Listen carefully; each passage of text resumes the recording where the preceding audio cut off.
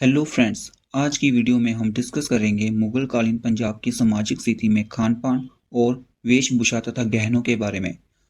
अगर हम बात करें खान पान की, तो उच्च श्रेणी के लोगों का खान पान बहुत ही अच्छा था। वह कई प्रकार के स्वादिष्ट भोजन करते थे। उच्च श्रेणी के लोग मांस, पूरी और हलवा खाने के अत्यंत शौकीन थे। वे अपने भोजन को स्वादिष्ट बनाने के लिए मक्खन तथा मलाई का खूब प्रयोग करते थे। वह ताजे फलों तथा खुश्क मेवों का भी बहुत प्रयोग करते थे। हिंदू अधिकतर शाकाहारी होते थे। निर्धन लोगों का भोजन बिल्कुल सादा होता था। वह अपनी रोटी प्याज और अचार के साथ खाते थे। उस समय लस्सी पीने का बहुत रिवाज होता था। गर्मियों में ठंडे शरबतों का बहुत ही प्रयोग किया जाता था। मुसलमानों और हिंदुओं में शराब पीने की प्रथा आम थी। इसके अतिरिक्त वह अफीम, भांग और तंबाकू का प्रयोग भी करते थे। अब हम बात करते हैं वेशभूषा तथा गहने। मुगल कालीन पंजाब के लोग सूती और रेशमी वस्त्र पहनते थे। उच्च वर्ग के लोगों के वस्त्र बहुत मूल्यवान होते थे। पुरुषों की वेशभूषा खुला कुर्ता, तंग पैजामा या सलवार तथा पगड़ी होती थी। वे आमतौर पर अपनी कमर के इर्द गिर्द एक वस्त्र बांधते थे, जिसे कमरबंद कहा जाता था। स्त्रियों में कमीज और सलवार का रिवाज आम था। हिंदू स्त्रियां साड़ियां पहनती थी। वे अपने सिर को चादर या दुपट्टे से ढांपती थी। मुसलमान स्त्रियां घर से बाहर जाते समय बुर्का पहन लेती थी। उस समय स्त्रियों तथा पुरुषों दोनों गहने पहनने के बहुत शौकीन थे।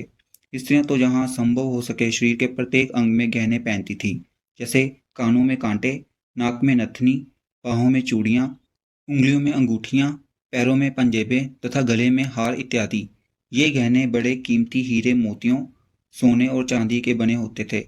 निर्धन लोगों की वेशभूषा बिल्कुल सादी होती थी और प्राय वह नंगे ही घूमते रहते थे। इसके बाद हम बात करते हैं मनोरंजन के साधन। मुगल कालीन पंजाब में लोग कई ढंगों से अपना मनोरंजन करते थे।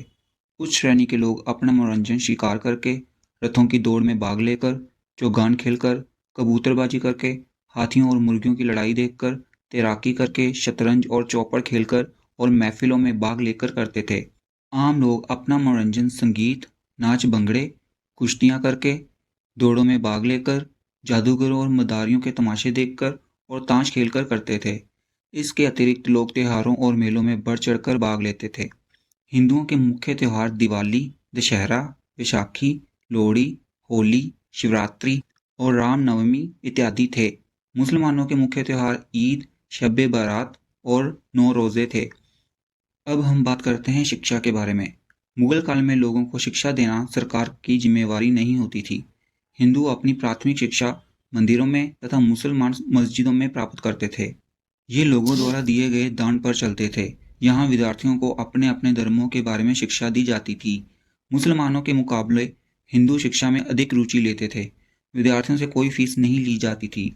वे अपनी पढ़ाई पूरी करके गुरु को कुछ दक्षिणा दे देते थे। उच्च शिक्षा प्राप्त करने के लिए पंजाब में लाहौर, मुल्तान, सियालकोट, जालंधर, सुल्तानपुर, बटाला, अम्बाला, सरहिंद आदि स्थानों पर मदरसे बने हुए थे। सरकार इन मदरसों को आर्थिक सहायता देती थी। इस काल में स्त्रियों की शिक्षा पर कोई ध्यान नहीं दिया जाता था। केवल उच्च घराने के कुछ स्त्रियां शिक्षा प्राप्त करती थीं। इनकी शिक्षा का प्रबंध घरों में ही प्राइवेट तौर पर कर दिया जाता था।